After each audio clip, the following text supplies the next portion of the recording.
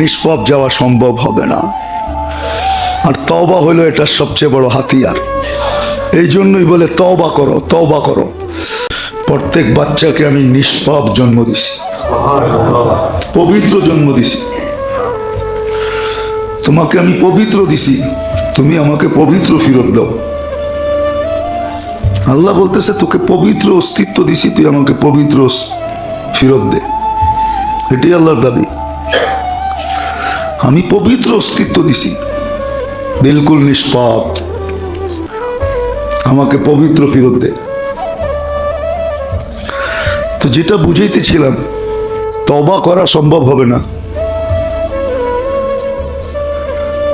উম্মতের পবিত্রতার সবচেয়ে বড় জিনিস হলো তওবা। আমল খুব কম, আমল না, আমল তো অন্য জিনিস, কিন্তু পবিত্রতার জন্য আল্লাহ সবচেয়ে কম সময় নিজেকে পবিত্র করার জন্য আল্লাহ উম্মতকে দিয়েছেন তওবা।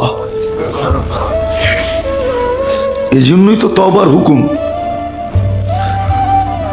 এই জন্যই তো নবীজিকে পর্যন্ত আল্লাহ বলতেছেন ওয়াস্তাগফির ইন্নাহু কানা তাওয়াবা। অথচ আগের মাপ পিছের মাপ, নিষ্পাপ উম্মতকে শিখানোর জন্য বলছেন, আপনার উম্মতকে শিখান তওবা যেন করে। তো আসলে যেটা বুঝাইতেছিলাম যে আমাদের ভিতরে এখন রেখাপাতও নাই, রঙও নেই, রঙও নেই। যদি থাকতো তাহলে অঙ্গ প্রত্যঙ্গে ফুটা উঠতো, লেনদেনে ফুটা উঠতো, ব্যবসা বাণিজ্যে ফুটা উঠতো, চলাফেরায় ফুটা উঠতো, কথাবার্তায় ফুটা উঠতো।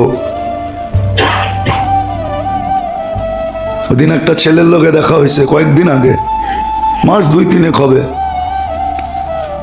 আয়ারল্যান্ডে থাকে, বাপের সাথে বাংলাদেশে আসছে। জিজ্ঞাসা করছে তুমি এই দেশে থাকবে না? বলছে না। বলছে দেশটা ভালো লাগে না? ভালো তো লাগে, কিন্তু 2 কারণে খারাপ লাগে। বাচ্চা, অল্প বয়স। 2 কারণ কি? এই দেশের মানুষ দোষ কইরাও সরি বলে না, দোষ কইরা সরি বলে না। আয়ারল্যান্ডে তো ইংলিশ, দোষ কইরা কি বলে না? সরি বলে না। কি বলেন? বলেন রাস্তায় কতজনের লোকে তো ধাক্কা লাগে, ধাক্কা লাগার পরে সরি বলেন, মাফ করে দিয়ে বলেন? বলি তো না। যুবক বৃদ্ধকে ধাক্কা দিয়ে আরো আঁকড়ায় যায়, আঁকড়ানো বোঝেন না? আরো বাপ দেখায়, দিল হয় ধাক্কা, চোখ গরম করে তাকায়, মনে হয় যে ওই বুড়া ওরে ধাক্কা দিছে, ঠিক না? যদি রেখাপাত করতো, কালার হইতো, তাহলে এটা কোনোদিন হতো না। দ্বিতীয় কারণ হলো এদেশের মানুষ একজন আর একজনকে ধমকায় কথা বলে। কি ছোট বড়কে, বড় ছোটকে কি করে ধমকায় বলেন না? রাগ হয় না কিন্তু। কয়জন বাবা আছে ছেলেকে বাবা কয়া বলে, ধমকায় বলে যা করায়, আরো 10টা গালি দেয়, ঠিক না? আবার এমন গালি দেয় যেটি নিজের উপরেই পড়ে। কি কি এটি আমি উচ্চারণ করতেছি না, শুনি তো, কিন্তু উচ্চারণ করবো না, কেননা উচ্চারণ করার শোভা পায় না। আরো তো মসজিদ এমন গালি দেয় যেগুলো নিজের উপরেই পড়ে, ঠিক না? না পড়ে না? একটু ভাইবা দেখেন।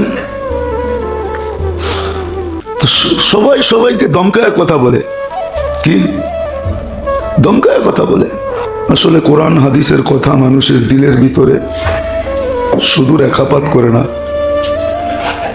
বরং রঙিনও করে। আর এটার প্রমাণ কোরআন দ্বারাই। এই জন্য কাফেররা বলতেন লা তাসমাউ লিহাদাল কোরআন, যেই কোরআনও শুনো না, কোরআনই কথাও শুনো না, কেননা তোমাদের দিলের ভিতরে রেখাপাতও করবে, আবার রঙও ছড়ায়া যাবে। ওরাও বুঝতো যে কোরআনই কথা কিভাবে শুনতে হয়। এই জন্য আল্লাহ কোরআনে সুস্পষ্ট করছেন, ফাস্তামিউ,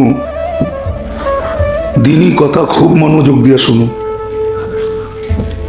আনসিতু, চুপচাপ শুনো। রং যে ছড়াবে, রেখাপাত যে করবে, এটারও আল্লাহর অঙ্গীকার করতেছেন, লাআল্লাকুম তুরহামুন, তোমাদের দিলের ভিতরে অবশ্যই রেখাপাত করবে, অবশ্যই রং ছড়াবে। আজকে দিনই কথা শুনি বটে, কিন্তু ভিতরে রঙিন হয় না। রঙিন না হওয়ার কারণে অঙ্গ প্রত্যঙ্গতে এটা ফুটা ওঠে না, আচার ব্যবহারে এটা ফুটা ওঠে না, কাজ কারবারে এটা ফুটা ওঠে না, চলাফেরা এটা ফুটা ওঠে না, কোনো ক্ষেত্রেই এটা ফুটা ওঠে না, খুব কম ওঠে। যতটুকু উঠা দরকার ছিল আল্লাহর হুকুম মতো চলার জন্য, নবীর তরিকার উপরে চলার জন্য, আদর্শের উপরে চলার জন্য যতটুকু ফুটা ওঠা দরকার ছিল এতটুকু ফুটা ওঠে না। আর এটা কিন্তু চির সত্য। সারা দুনিয়ার সমস্ত কিছু যা হইতেছে এটা মানুষের সুখের জন্যই হইতেছে, মানুষ যেন সুখী হয়। সচ্ছল হওয়ার পিছনেও সুখ আছে, উন্নতি হওয়ার পিছনেও সুখ আছে। এমন তো না যে সব কিছু হবে। যেমন ছোটবেলা শুনতাম যক্ষের ধনের উপরে বলে সাপ থাকে, শুনছেন কখনো? না, মনে হয় এগুলো এখনো শোনে না কেউ। যক্ষের ধন বোঝেন? আরেকটা শব্দ বলি চেঞ্জ করা, গুপ্ত ধনের উপরে সাপ থাকে। এখন বুঝে আসছে, ঠিক না? কিন্তু সাপ যদি থাকে নিচে তো ধন থাকে, ঠিক না? ধন কি সে ভোগ করতে পারে? তো সমস্ত কিছুর পিছনেই কিন্তু আমাদের উদ্দেশ্য সুখে থাকা, ঠিক না? কি মনে হয় বুঝাইতে পারি না? উন্নতির পিছে কি? ভালো বাড়িঘরের পিছে কি? গাড়ি ঘোড়ার পিছে কি? সবগুলোর পিছেই সুখ। বলেন কে আরামে আছে, কে সুখে আছে? আরামে কে আছে? একজন লোক বাহির করেন যে এ আরামে আছে, একজন লোক বাহির করেন যে সুখে আছে। সুখই যদি হইতো তাহলে নিজের পিস্তল নিজে মাথায় কেন লাগাইতো?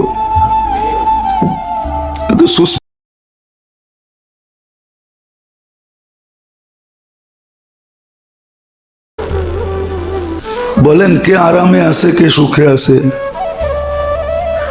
আরামে কে আছে? একজন লোক বাহির করেন যে এ আরামে আছে, একজন লোক বাহির করেন যে সুখে আছে। সুখই যদি হইতো তাহলে নিজের পিস্তল নিজে মাথায় কেন লাগাইতো? এত সুস্পষ্ট প্রমাণ। সুখই যদি হইতো তো সুখের সমস্ত সামান ঘরের ভিতরে আছে, সামাজিকভাবে সেলিব্রিটি, স্বনামধন্য, তারপর আত্মহত্যা কেন করতো? আত্মহত্যা কি মানুষ সহজে করে নাকি?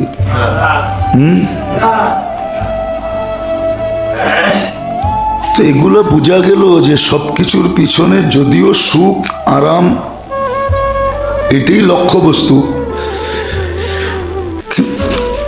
কিন্তু আসলে কেউ সুখ পায় না, কেউ আরামও পায় না। বোঝা গেল সুখ এখানে নাই, আরামও এখানে নাই। হ্যাঁ, কিছু জীবনযাত্রা সহজ হয়, এটা মানতে হবে। জীবনযাত্রা কি 8 ঘন্টার রাস্তা 4 ঘন্টা যাওয়া যায়, 1 মাসের রাস্তা 5 ঘন্টায় 6 ঘন্টায় অতিক্রম করা যায়। আগে হজে গেলে মাসের পর মাস এটা যেতে হতো, জীবনযাত্রা সহজ হয়েছে, কিন্তু জীবনে সুখ হয় না, শান্তি হয় না, আরাম হয় না। কেননা সুখ শান্তি আরাম তো এখানে রাখা নাই। সুখ শান্তি আরাম যেখানে রাখা, ওটা তো কেউ জানতেও চায় না, বুঝতেও চায় না। কেউ জানতেও চায় না, বুঝতেও চায় না। হ্যাঁ, অভ্যাস হয়ে গেছে এখন ওই প্রবাদ বাক্যের মতো, দুঃখে যাদের জীবন গড়া তাদের আবার দুঃখ কিসের। সয়া গেছে এখন, বিদায় এটা ভাবতে কেউ চায় না। তো যেটা বুঝাইতেছিলাম, যদি রেখাপাত হইতো আর রং ছড়াইতো, তাহলে সর্ব জায়গায় এটা ফুটা উঠতো।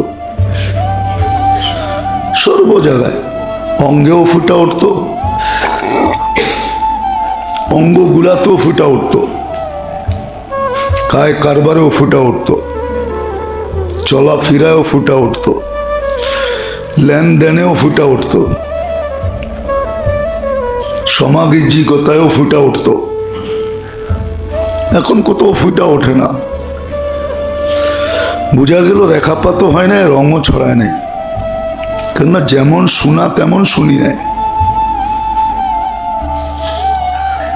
অথচ সাহাবায়ে কেরাম শুনতে দেরি, রং সর্ব জায়গায় ফুটা উঠতে দেরি করে নেয়। কেননা ওনারা শুনতেন ওইভাবেই, যেমন কোরআনের হুকুম ছিল, ফাসতামিউ আনসিতু, বিলকুল মনোযোগ দিয়া, মনকে উপস্থিত করা, বিলকুল চুপচাপ। তখন জীবনে আরামও ছিল, সুখও ছিল। যদিও নাকি একটু আগে বললাম না, কি জানি একটা শব্দ, যে 6 ঘন্টার 1 বৎসরের রাস্তা এখন 6 ঘন্টায় যাওয়া যায়। সহজ আর কি, ভুলে গেলাম শব্দটা। জীবনযাত্রা এখন একটু সহজ হয়েছে, এতটুকুই। যদিও ওনাদের জীবনযাত্রা সহজ ছিল না, একটু কঠিন ছিল। পানি কুয়ার থেকে আনতে হতো, দূরের যাত্রায় ঘোড়া উট ব্যবহার করতে হতো। জীবনযাত্রাটা কঠিন ছিল, ঠিক না?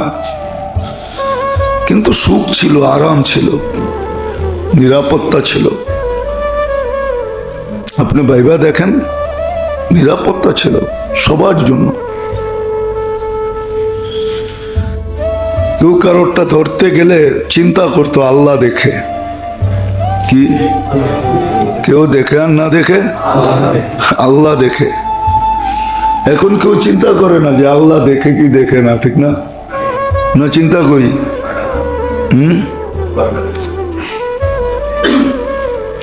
ওই যে হাদিসের ভিতরে আছে, রাখাল রে বলছে একটা বকরি বিক্রি করো, তো বলছে মালিককে জিজ্ঞাসা করা ছাড়া বিক্রি করি তো করি কি করা? তোর মালিক তো এখানে নাই, তুই বিক্রি করলে অসুবিধা কি? এতগুলা বকরির পালের ভিতরে একটা বিক্রি করবি, মালিক কি বকরি গয়না দেখবে নাকি? ঠিক আছে, মালিক দেখবে না, কিন্তু আল্লাহ কই গেল? একটা রাখালো এরকম ছিল। তো রাখালো এরকম ছিল। রাখালের চরিত্র যদি এরকম হয়, তাহলে মালিকের চরিত্র কিরকম? ওই মালিকের চরিত্র যদি এরকম হয়, তাহলে উপর দিকে চলে যান, এদের চরিত্র কিরকম? আজকে তো আমরা ভাবি না যে আল্লাহ দেখে।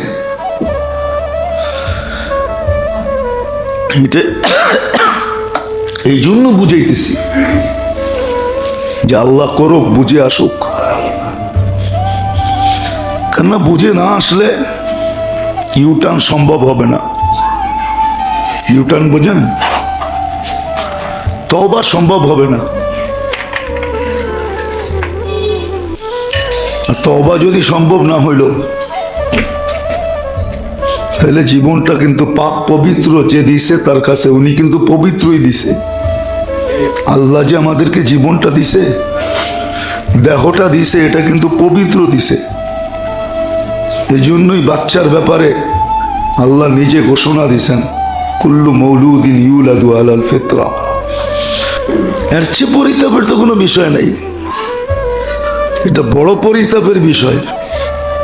কিন্তু একটা কথা মনে রাখতে হবে, যেই যা করি কতক্ষণ করবেন, কতক্ষণ বলেন, কতক্ষণ, এটার ভিতরে রু আছে যতক্ষণ। সত্য না? হ্যাঁ, আমি তো এটাই বুঝাই, আজ 2-3 দিন ধরে এটাই বলতেছি যে তুমি শরীফ হও আর শরীফা হও, কিন্তু কতক্ষণ। তুমি শরীফ হও, আমার কোনো আপত্তি নেই, শরীফা হও, আমারও কোনো আপত্তি নেই, কিন্তু তুমি কতক্ষণ শরীফ হইবা আর শরীফা হইবা, কতক্ষণ হইবা, কতক্ষণ। যদি চিরদিন এখানে থাকতাম তাহলে বসতাম, ঠিক আছে, কিন্তু কতক্ষণ। তারপরে কার কাছে যাবে? যারটা তার কাছেই তো যাবে। একটু আগে না বললাম যে দাবি হইল তোমাকে নিষ্পাপ আমি পুত পবিত্র দিছি, আমাকেও পুত পবিত্র ফেরত দাও। যেমন বলে আমারটা আমারে ফেরত দাও, তোমার দোকানে যতই ভালো থাকুক, আমি যেটা দিছি ওইটা দাও। আমারটা বাঙ্গা হইলেও অসুবিধা নেই, আমারটা আমারে ফেরত দাও। আল্লাহ বলে যেমন দিছি তেমন ফেরত দাও। কয়দিন বলেন? এটার ভিতরে চান আছে যতদিন। কতক্ষণ? চান আছে যতক্ষণ। আল্লাহ রসুলের কথা, ওই দিনেরটা আবার এই দিনও বাস্তব হইতেছে। আল্লাহ রসুল বলছিল তোমরা দুযোগে পতঙ্গের মতো পড়তে চাইতেছ। আগেরটা শুনালাম না, কেন ফেরত দিছি? কব খ্রিস্টান ছিল, কিন্তু যখন হাতে নিছি তখন মনে উঠছে যে ও তো খ্রিস্টান। মুসা আলাইহিস ইসলামের উম্মত, ঈসা আলাইহিস ইসলামের উম্মত। কিয়ামতের দিন যদি ঈসা আলাইহিস ইসলাম বলে আমাদের নবীজিকে যে আপনার উম্মত আমার উম্মতের পকেট মারছে, এই কথা সর্দার মনে উঠছে আমার, এই জন্য ফেরত দিছি। আমার নবীকে আমি লজ্জিত করতে চাই না। তো সর্দার বলতেছিল যে আয়, তোকে মারবো তো দূরের কথা, আজকে তো তোরে সবচেয়ে বড় পুরস্কার দেব। রেখাপাত যদি করে না, তাইলে ওই পকেট মারির দিলেও করে। শিখলে এটা দিয়েও শিখা যায়, শিখলে যে সর্দার ফেরত দিয়ে দিছি, যে আমার নবীর বিরুদ্ধে, আমার নবীর কাছে যদি কেলেম করে যে আপনার উম্মত আমার উম্মতের পকেট মারছে, এই কথা ভাইবা ফেরত দিয়ে দিছি। আজকে আমরা কোথায় আছি? কতটুকু রেখাপাত করতেছে, সব দেখা এসে তো বললেন। সব দেখা এসে তো বললেন, একটু ভাবেন না কয়দিন।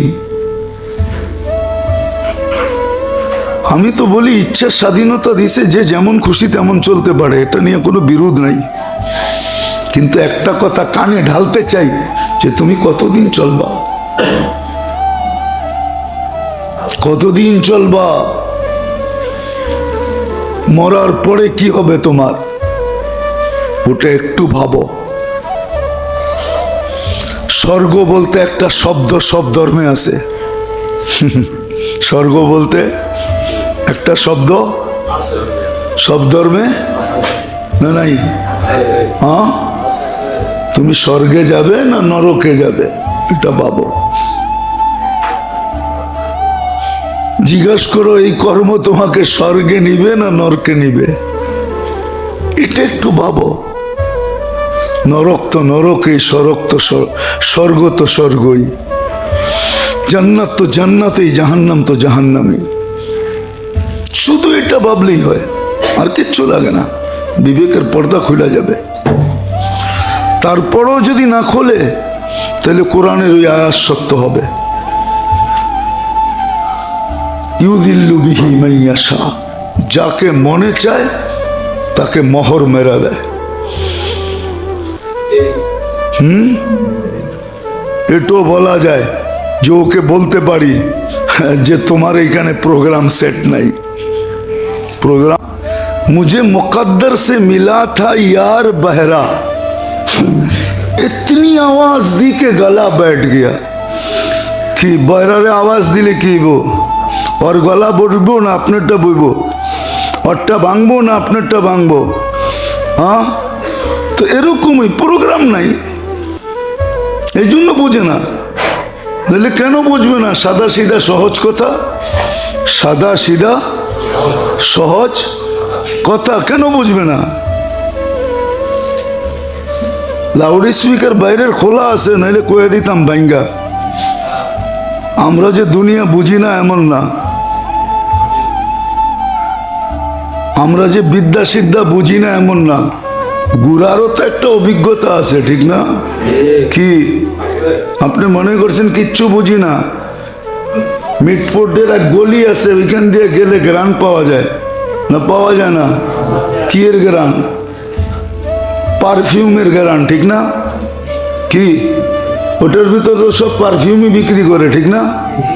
হ্যাঁ, এত দুনিয়া ঘুরছি, কিছু কি গায়ের মধ্যে গ্রান লাগে নাই? না লাগে নাই? মনে হয় বুঝাইতে পারি নাই। ট্যানারি দিয়া গেলে যদি দুর্গন্ধের গ্রান লাগে, হ্যাঁ, বাড়িতে যাওয়ার পরও কাপড়ের মধ্যে মাঝে মাঝে মনে হয়, ঠিক না? গড়ালি কয় কোন দিক দিয়ে কোন জায়গাতে আইলা তুমি, কাপড় থেকে দুর্গন্ধ বেড়ে গায়, ঠিক না? কার কাছে গেছিলা, ঠিক না? কত প্রশ্ন, ঠিক না? এত দুনিয়া ঘুরলাম, শরীরে কি কোনো গ্রান লাগে নাই? না লাগে নাই? কিন্তু ওনারা বোঝে আমগো কোনো গ্রান গুরান নাই, এই জন্য বুঝাইতে চাইতেছি। আসেন বুঝি, কাজে দিবে, নাহলে জীবনটা শেষ হয়ে যাবে। আল্লাহ রসুল সব দেখা ঈশা বলছেন, জান্নাত দেখা ঈশা বলছেন, জাহান্নাম দেখা ঈশা বলছেন, সমস্ত পরিণাম দেখা ঈশা বলছেন। কিটার কি পরিমাণ হবে, পরিণাম হবে, কোনটার কোন বদলা হবে, কোথায় কি রাখা আছে, কে কি উপদেশ দিছেন, সব লেখা আছে। মেরাজ জয় সব কিছু নিয়ে আইসা আমাদেরকে বলছেন, যার কারণে মাথা কখনো উপরে উঠতো না, সারাদিন চিন্তা করতেন, সারাদিন ভাবতে থাকতেন, সারাদিন দুঃখিত থাকতেন যে উম্মতের কি হবে। সব কিছু কিয়ামতের সকাল পর্যন্ত সুস্পষ্ট করে গেছেন। কিয়ামতের সকাল পর্যন্ত কি ঘটবে এটা পর্যন্ত সুস্পষ্ট করছেন। আসেন মেরে দোস্ত, শিখি, ওরকম ভাবে শুনি, ওরকম ভাবে শিখি, একটু নিজের ভিতরে ফুটাই। আজকে ফুটন্ত নাই, না আমার ভিতরে না আপনার ভিতরে। বলবেন আমাদেরকে বলেন আপনারা কি খুব ভালো? না, আমরাও এক কাতারে আছি। আমরাও যদি ভালো হইতাম তাহলে সবাই আঙ্গুল উঠাইতো না। এখন তো কেউ বিশ্বাসই করে না যে আধ্যাত্মিক কোনো শক্তি আছে, বিশ্বাস করে না। আগে বুজুর্গি বিশ্বাস করতো মানুষ, এখন বিশ্বাস করে না। এখনকার তোর মোল্লা গো বুজুর্গি, এটাই তো বলে, হ্যাঁ, এখন বিশ্বাস করে না। কিন্তু হ্যাঁ, হয়তো সুইচ অফ আছে, কানেকশন বিচ্ছিন্ন নাই। সুইচ অফ থাকলে কি হয়? বাতি জ্বলে না, কিন্তু বিদ্যুতের কানেকশন তো আছে না? নাই না? এটাও নাই কইবেন? বুঝতে চেষ্টা করেন। সুইচ অফ থাকলে কয় কারেন্ট থাকে না, আবারও কয় ওইটাই। লাইট জ্বলে না, কিন্তু বিদ্যুতের সার্কুলেশন তো আছে না? নাই? হ্যাঁ, ওটা তো অন করলেই বোঝা যায় যে তাইলে জ্বলে যায় সাথে সাথে। হয়তো এখন বুজুর্গি দেখা যায় না, সুইচ অফ আছে। ইজার জন্য মনে করেন না যে বিদ্যুৎই নেই, কানেকশন ঠিক আছে, কিন্তু